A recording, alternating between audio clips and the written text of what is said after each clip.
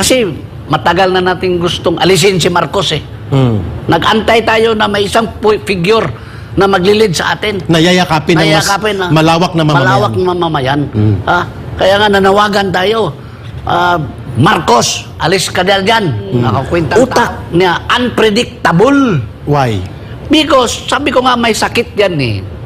Hindi mo na kailangan ng ebidensya. Kasi ang binabanggit mo, according to mga doctors, medical doctors, ang drug addiction and prolonged exposure to substance abuse. Pero pag presidente ka, saan ka ba? Sarili mo o mga tao, taong bayan? Saan ka? Kung hindi mo makaya yan, alis ka na lang dyan. Tama. Ito nga mga kababayan, bago natin ituloy ang video na ito, kung bago ka lang sa aking YouTube channel baka pwede makahingi ng like at subscribe at click mo na rin ang notification bell para updated ka sa aking nilalabas na bagong video. Salamat po. Maybe, darating ang panahon na matapos na yung transition niya. Diba? Kasi under transition ba siya? 1 month. 1 month. Pero tayo po ay nag-antay na kasi matagal na natin gustong alisin si Marcos eh. Nag-antay tayo na may isang figure na maglilid sa atin. Nayayakapin ng mas malawak na mamamayan. Malawak na mamamayan. Kaya nga nanawagan tayo, Marcos, alis ka dyan. Nakakwentang tao.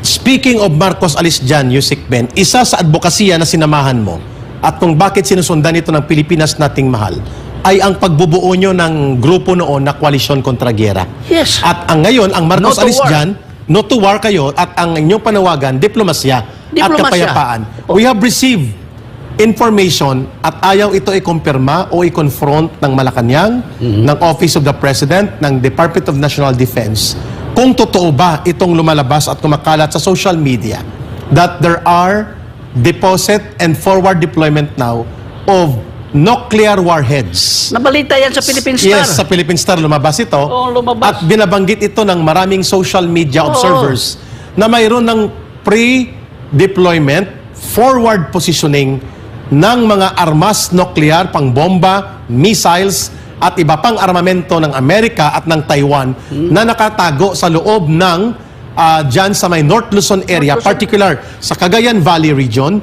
sa Isabela, Batanes, and nakaharap ito sa Taiwan Strait. At may mga ulat na hindi man kinukumpirma ay nakapreposisyon na rin ang mga submarinong pangdigma ng Amerika na may mga nuclear armaments ang mga submarinong ito. No denial, no confirmation, and no public and transparent inspection sa tinatawag na mga EDCA sites. Kung totoo hindi ito, ano ang pagtingin mo dito, Yusik Ben Ranque? At gaano kabigat ito na threat sa national security ng buong bansa at sa pangsiguridad ng buong mamamayan? No less than the nephew of Bongbong Marcos, Governor Macho Manotok, umiyak sa kanyang ina, Mami, mamamatay tayo dito dahil dito na yung mga armas nuklear. Kaya nga natatakot kami, Mami, dahil tayo ang maunang mamamatay dito pag pumutok na yung bomba na yan. Diba? Kasi ang race back. It was done in a public speech. Yeah, lumabas yan. Lumabas ito, kumakalat ito. Kaya nga, sinasabi ni Aimee, she's afraid now. Scary ang term niya, no? Scary situation. Sabi nga niya, baka daw, kung anong, may meeting daw sila ni Tambaloslos, na nag-emergency meeting sila dahil ito nga ang problema ngayon eh. Pero, alam mo, kaya nga ko palagi sinasabi, sasabihin ni Bongbong ngayon, oo, wala na. Di ba sinabi niya ngayon na yung nangyari sa yung nangyari sa hidwaan ngayon bago lang. Sabi niya, hindi natin escalate, walang provocation, ganon. So ibig sabihin, di ba? Pero bukas, pag sasabihin na naman ng Amerikano, apak, susuntukin naman, sasalpal niyo ng puwet. Sabi niya, ay gira tayo. Di ba? Yun ang sinabi ko, yung utak niya unpredictable. Why? Because, sabi ko nga may sakit yan eh. Hindi mo na kailangan ng ebidensya. Kasi ang binabanggit mo, according to mga doctors, medical doctors, ang drug addiction and prolonged exposure to substance abuse is a mental illness. Kaya nga, hindi na natin hindi naman tayo nagsisismis yan. Mga tao nagsasabi. Hindi na namin kailangan ng ebidensya. Nakikita namin kung magsalita siya kung ano talaga epekto sa kanya. Incoherent, Incoherent. inconsistent, Di ba? unpredictable. Unpredictable. So sabi ko, ngayon oo, bukas hindi. So, sabihin ko na kay Rick, he is the real threat to our national security. Bakit? Bakit do you think sa pagtingin ng Marcos Alice dyan at ng inyong mga koalisyon ng organisasyon, ang pananatili ni Marcos Jr. sa kapangyarihan bilang Pangulo ng Bansa, with due respect sa binanggit mo kanina, unstable mind state, Yeah. incompetence, Yeah. walang integrity, at unti-unting nahihiwalay sa mamamayang Pilipino at napakadelikado ng kanyang mga desisyon lalo na dito sa digmaan at tapang-tapangan at pagpapahintulot niya na gawing base militar ng mga imbakan ng bomba nuklear ang ating bansa, bakit mo tinitingnan bilang National Coordinator at tagapagsalita ng Marcos Alice dyan that the current national security threat sa ating bansa ay ang pananatili ni Marcos bilang Pangulo ng bansa mismo? Ang mga desisyon niya, unang-una, bakit niya pinayagan pumunta dito ang mga armas? In fact, mayroon ba siyang alam sa foreign policy, sa diplomatic policy? May alam ba siya doon sa constitutional provision na bawal dito ang armas na nuklear? Tama, nasa Alam ba konstitusyon niya yung Article 2, Section 2 and 8? Ito No yung to mga- war policy ng Pilipinas? Yes, at ito ay mga nasa State Declaration ng 1987 Constitution. Declaration of Principle and State, State Policies. policies. Nandun yun. At bakit tahimik ang Kongreso? Bakit hindi niyo sabihan ng Presidente, mali yung ginawa mo?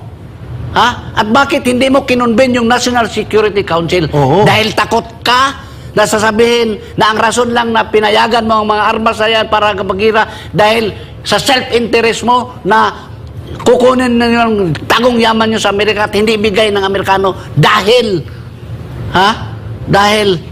gusto ng Amerikano, gagawa ka muna dyan ng ano. So ginagamit siya na pain. Ginagamit siya na pain. At ang kanyang kapital ay ang kapahamakan at kamatayan ng buong bansa. Yun ang kanyang kapital. Uy. Yun ang delikado sa ating bansa. Kaya sabi mo, ang pananatili niya sa kapangyarihan in your political description is a form of national security Oh, threat. kaya nga hindi siya makakonvene dahil sasabihin doon sa mga membro ng National Security, ano bang problema, bakit mo pinayagan? Ano masabi niya? Sabihin niya, ay kukunin kasi yung, hindi kasi ibigay yung mga stolen Wealth nila. wealth namin at saka yung kaso ko sa Hawaii, baka kulungin ako.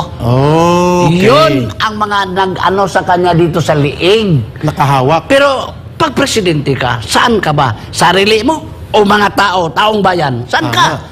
Kung hindi mo makaya yan, alis ka na lang dyan. Tama. At Wala kang pakinabang sa mga tao na bumuto sa'yo. ito yung tanong ko kanina sa iyo, Yusik Ben. Sa ilalim po ng batas, ang pag-convene ng National Security Council can include former presidents. Yeah. Ang Pwede- tatlo pang buhay na presidente. Tatlo. Si former Oh. President Erap Estrada, Oh. former President Gloria Macapagal Oh. Arroyo, Oh. former President Rodrigo Duterte. Sila, oh. So they can serve as elder state councils Yes. to the government of Marcos Jr. At kapag sincero siya, wala siyang halong maruming politika na agenda at malawak ang kanyang pag-iisip sa kapakanan ng bansa, dapat na niyang i-convene ang Dapat. National Security Council, i-involve dapat itong mga former presidents because yan ay bahagi ng expanded National Security Council na pwedeng i-convene ng Pangulo ng Bansa. Tama bang kuha ko? Yeah, because this is a matter of national security and survival of the Filipino people. Bakit hindi mo i-convene? Dahil ayaw mo nga, dahil sasabihin, interest mo lang ang iyong pinanaig dyan?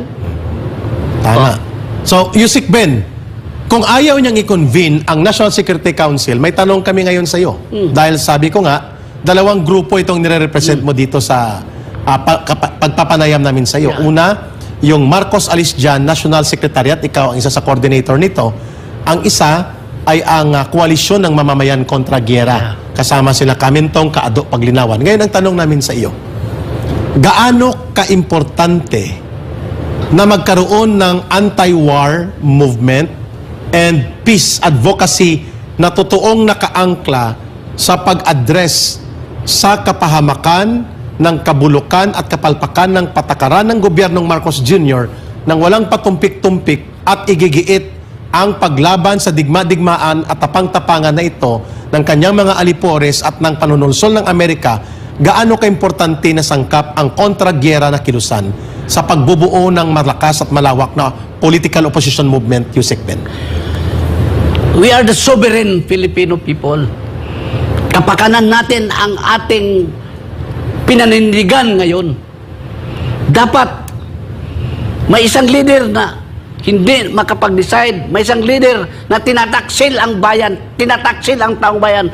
Tayo, mga tao, the Filipino people should stand up, should assert our right. Ayaw natin ng gira dahil ayaw pa nating mamatay like sa Ukraine. Oh, grabe. Ha? Do you want us to die? No. Maraming nagsabi, ayaw namin nang mamatay kami. Even China, hindi nila gusto na mamatay ang mga Pilipino. Kaya nga palakol lang ginagamit eh. Pero- warning lang yon. Pero Yusek Ben, Ah. kung may mga nakaambang na mga missile, Oh, yun na nga ang nuclear kinagalit warhead at nila. nakaimbak na mga Ah, bomba ah. na nakaharap sa Taiwan Strait at ito ay disputed area of maneuver sa military conflict ng China sa Taiwan, gaano naman ka-vulnerable tayo kapag ganyan ginagawa ngayon natin na nasa loob ng cover ng EDCA? Kaya nga, pag ang taong bayan ay aalsa laban sa kanya, una-una, we will ask him to make a supreme sacrifice. Bababa ka dahil hindi mo kayang problemang ito. Di ba? At siya ang nagiging sanhi nito. Ikaw ang nagiging sanhin nito. Si bababa ka. Oo. Di ba?